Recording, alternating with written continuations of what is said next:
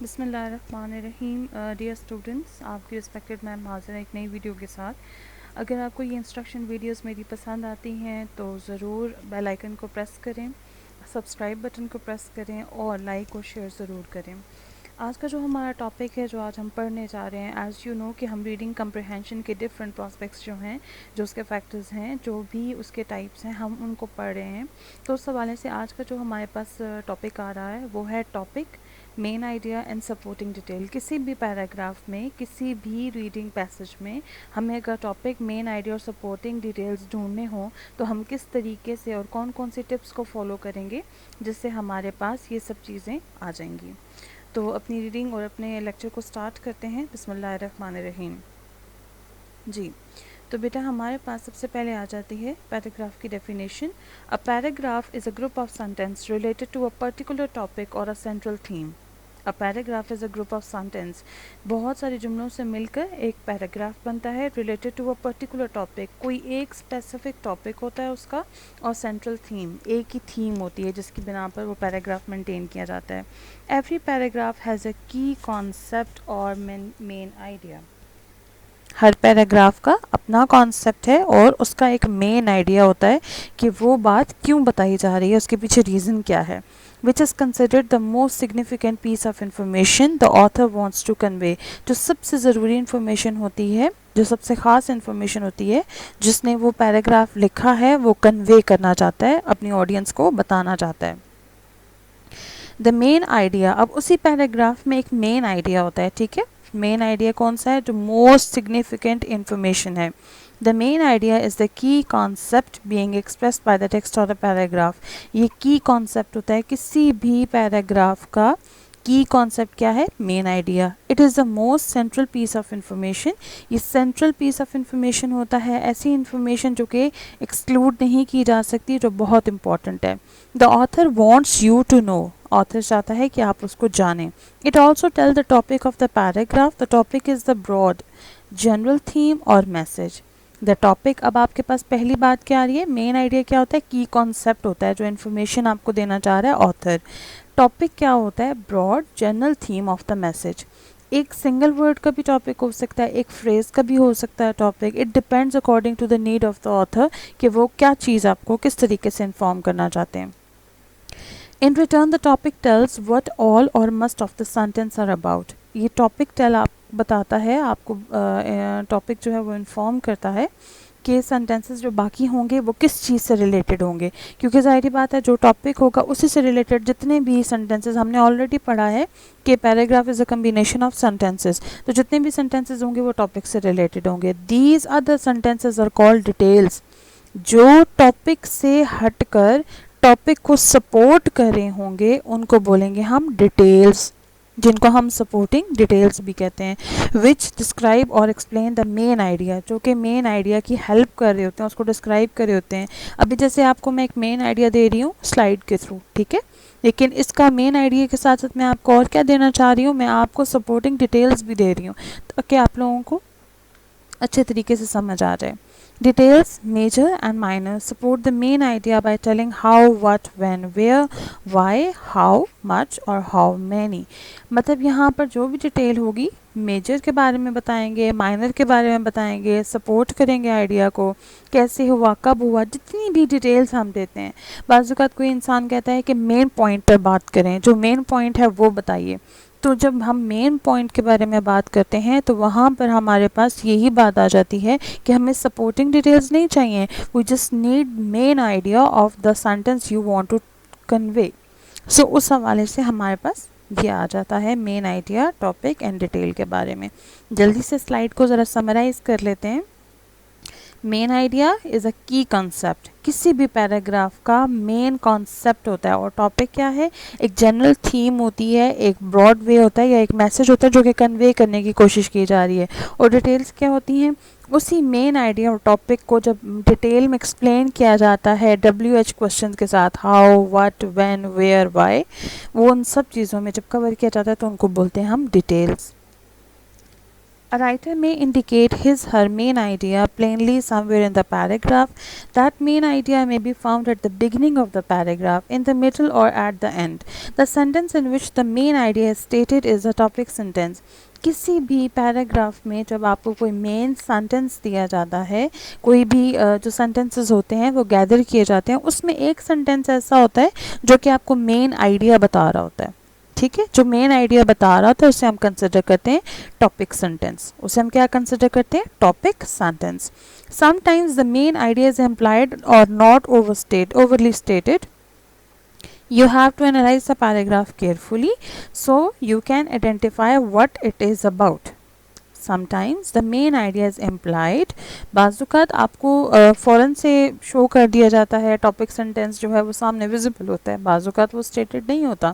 आपको टेक्स्ट को एनालाइज करके अच्छे तरीके से आइडेंटिफाई करना होता है उस टॉपिक सेंटेंस को, आपको उसको जानना होता है अच्छे तरीके से। तो sometimes the main idea is implied or not overtly stated. You have to analyze the paragraph carefully so you can identify what it is about. So it is important to find main ideas when reading. ये बहुत important task है main idea को find out करना, because you can't comprehend the subject matter. आप उस वक्त तक subject matter के बारे में नहीं कुछ भी बता सकते। अगर आपको फॉर एग्जांपल समरी का कहा जाता है कि बेटा समरी लिखें, तो आपको अच्छे तरीके से पता है कि उसमें topic, main idea, supporting details और ये सब चीज़ें आपको उनकी मेन जो चीज़ें हैं वो पता होनी चाहिए।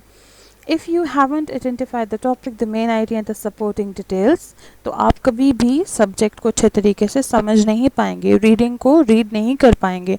आपको उसका मेन जो मकसद है वो ऑथर ने क्यों लिखा है वो आपको कभी समझ में नहीं आएगा। Now these are the following tips to better understanding what you are reading.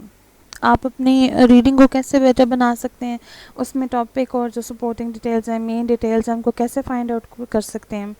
As soon as you can identify the topic, ask yourself, जैसे जैसे आप लोग पैराग्राफ पढ़ते जाएंगे आप अपने से कुछ क्वेश्चंस करेंगे। What general point does the author want to make about the topic? ऐसे कौन से पॉइंट्स थे जो ऑथर बनाना चाह रहा था अपने इस पैराग्राफ में। What is the paragraph all about? ये पैराग्राफ है किस चीज़ के बारे में। Tip 2, most important idea या most main ideas are stated or suggested early on in a reading. Pay more attention to the first three of any passage, article or chapter. That is where you are likely to get the best statement or clearest expression of the main idea. Tip 2 को दोबारा पढ़ते हैं। Most main ideas are stated or suggested early on in a reading. Pay more attention to the first three of any passage, article. First three sentences, ठीक है, first three paragraph, first three sentences किसी भी article के chapter के, उनके ऊपर सबसे ज़्यादा तवज्जो देनी चाहिए।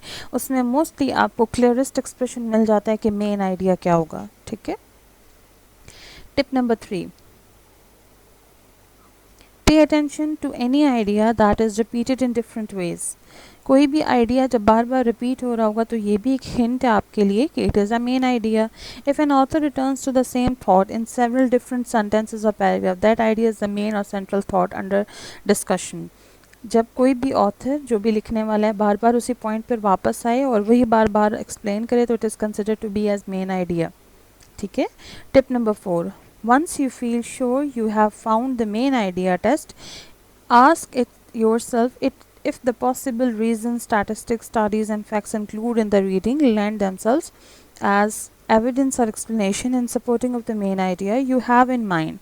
If they do, your comprehension is right in target. If they don't, you might want to revise your first notion after the author's main idea. जब भी आप किसी किस्म की भी स्टैटिस्टिक्स वगैरह देखेंगे तो उसके अंदर अपने माइंड में एक आपने रिवीजन करनी है उन तमाम डिटेल्स की कि क्या उनके साथ कुछ सपोर्टिंग डिटेल्स दी जा रही थी, और अगर किसी चीज़ के साथ सपोर्टिंग डिटेल है तो उसको हम कंसिडर करेंगे एज अ मेन आइडिया। जिसके साथ भी सपोर्टिंग डिटेल्स होती हैं एक सेंटेंस के बाद, it is considered to be as main idea.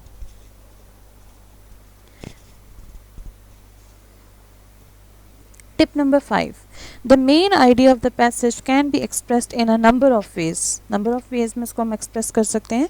When you are asked to find the topic sentence, you are being asked to find the statement that express the main idea. अगर आपको कोई पूछता है कि topic sentence पहले find out करें तो सबसे पहले paragraph में आप क्या find out करेंगे? Main idea. A number of people can come up with the main idea for the passage, but only the author of the passage can create the topic sentence. ठीक है, तो यहाँ पर आपके पास मेन आइडिया कौन सा होगा? बहुत सारे लोग इस चीज़ को मतलब ट्राई करते हैं, लेकिन मेन आइडिया और जो टॉपिक सेंटेंस है वो ऑथर ही आपको देता है इन अ पैराग्राफ.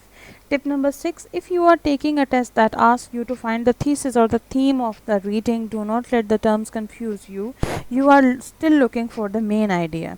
अगर आपसे कोई कहता है कि जी थीसिस स्टेटमेंट दे दें, ठीक है, thesis statement and topic sentence are one and the same thing, because इसके अंदर आपको एक ही जैसी चीज़ मिलेगी और वो क्या है? Information regarding the main topic. ठीक है. So the next thing is look at the following foregoing tips are applied below. यहाँ पर हम ज़रा देखेंगे एग्जाम्पल के तौर पर. Environmental education has been considered an additional or elective subject in much of tradition K-12 curriculum. At the elementary school level, environmental education can take the form of science enrichment. Curriculum, natural history, field trips, community service projects, and participations in outdoor science schools.